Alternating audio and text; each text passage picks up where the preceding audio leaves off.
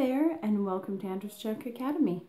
I am just wanting to give some ideas. I've had a lot of people lately mention that they're not feeling well, or they're tired, they're burnt out, things like that. Or maybe you just need an idea to kind of shake up your homeschool day and make it really memorable and really exciting and fun, but still full of learning opportunities for your kids. So I wanted to share this. For those of you who don't know, I am a former teacher myself, and this is one of the ideas that we talked about in university, and until I implemented it in my homeschool, I didn't really see how it would pertain to a homeschool classroom, but it truly, truly does. So I wanted to share that with you today. About 2 weeks ago, we had a day where I just felt like we were kind of getting bored. You know, everything was getting dry, and we were getting tired of looking at the textbooks and doing the worksheets and things like that. So I wanted to make it something really fun.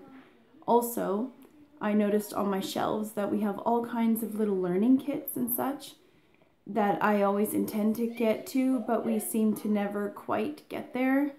And I'd like to use them up, let the kids enjoy them, and get them off my shelves. So I'm guessing that all of you homeschool moms have things like that, maybe little building kits or craft kits, bracelet kits, jewelry making, maybe some cool Play-Doh sets, things like that, that you had great intentions but kind of dread putting them out. Well, guess what? Here's your chance. So you can choose to theme your station day with a subject. For example, Tina Ramsey, if you go over to Lakeshore Academy, has taken this idea and she shaped it all into math stations, and she came up with about a dozen brilliant stations that all went on different aspects of math. And so it was really neat how she made each station a different angle.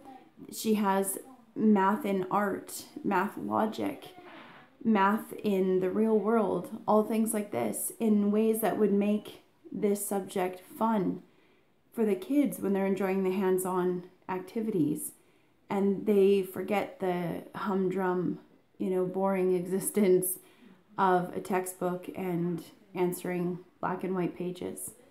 So definitely go check that out. If I can figure out how to add links, then I will. But I wanted to share with you what we did.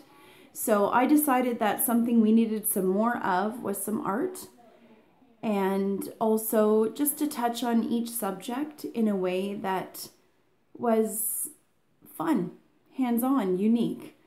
Things, like I said, that don't necessarily go with the topic that we're currently on, but certainly the subject. So what I did is, the night before, I actually sat down, and the first thing I did was pull out all of those sorts of things. So we have flashcards, for example, that are sign language cards. We have another set of flashcards that are animal facts, where half of the card, it fits together like a puzzle, and one side is an animal, and then the other side is interesting facts about it, and you have to try to guess and then match it up with the right animal. So I set out all those sorts of things. I pulled out some board games that are individual, like our circuit maze, laser maze, gravity maze. All brilliant games. If you don't have them, by the way, you might want to look into those. They're amazing. I set out an easel and paints and things, because what kid doesn't love the chance to just do that? And then I looked over it and I saw where I was missing things. So where I was missing math, I pulled out a money kit. Where I was missing history, that I found a craft that was applicable to Egypt, which is what we're working on at this time. And then I decided to start designing what I wanted accomplished at each station. And certainly some of them can just say, have fun. It's painting station, paint a masterpiece. Others, I was more specific. So for example, here's my sign language one. And I set out our flashcards, and when they sat at the station, it said to learn the following signs.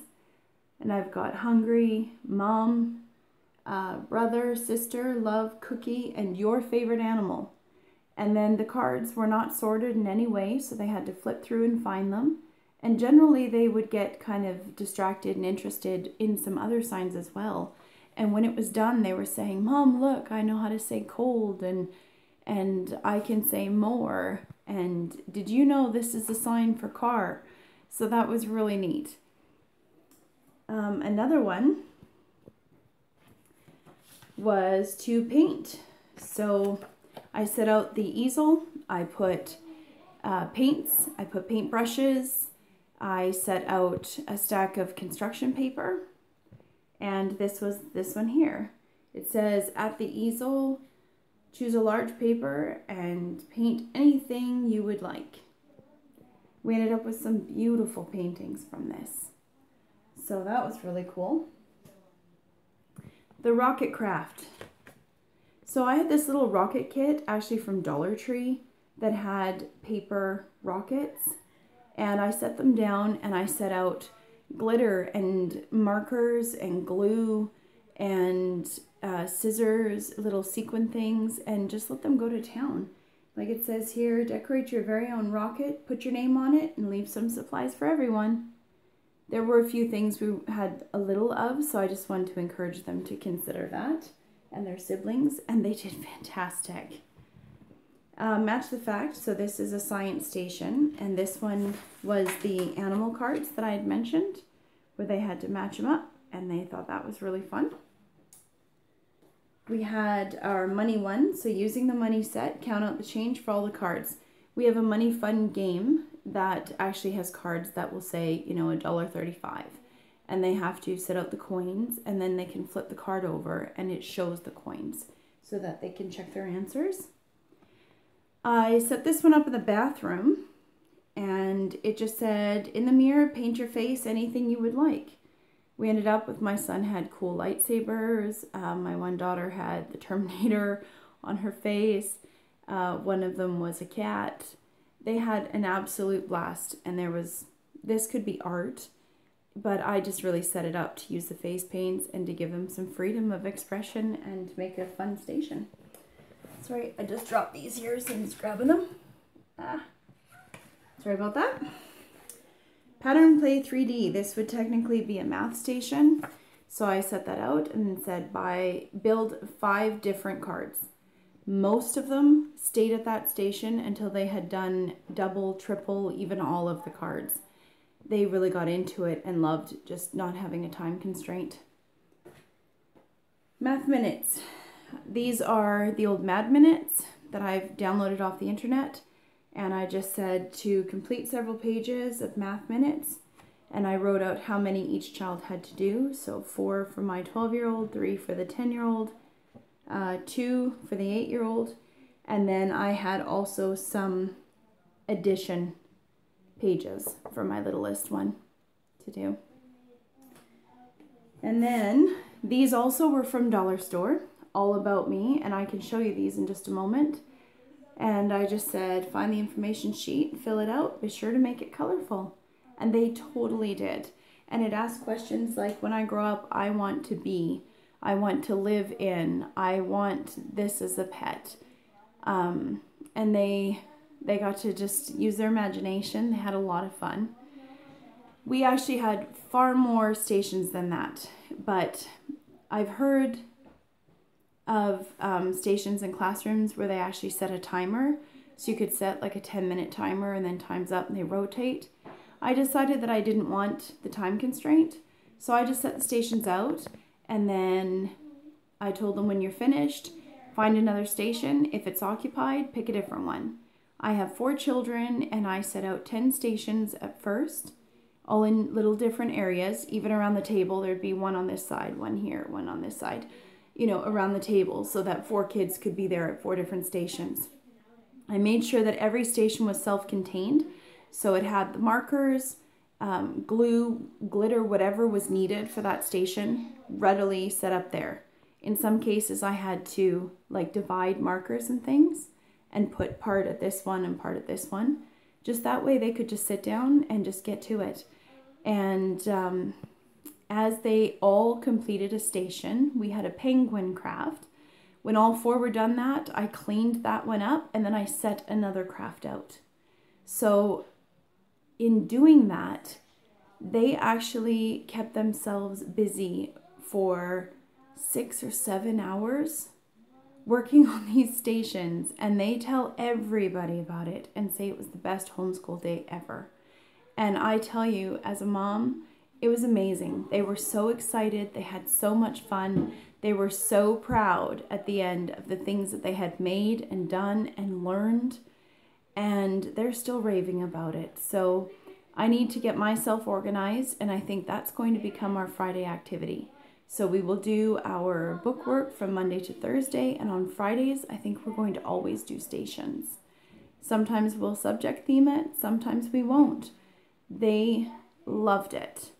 Oh, we also had like a health one where they had to pick healthy foods with Melissa and Doug Make-A-Plate pictures, and they put the stickers of the food on the plate.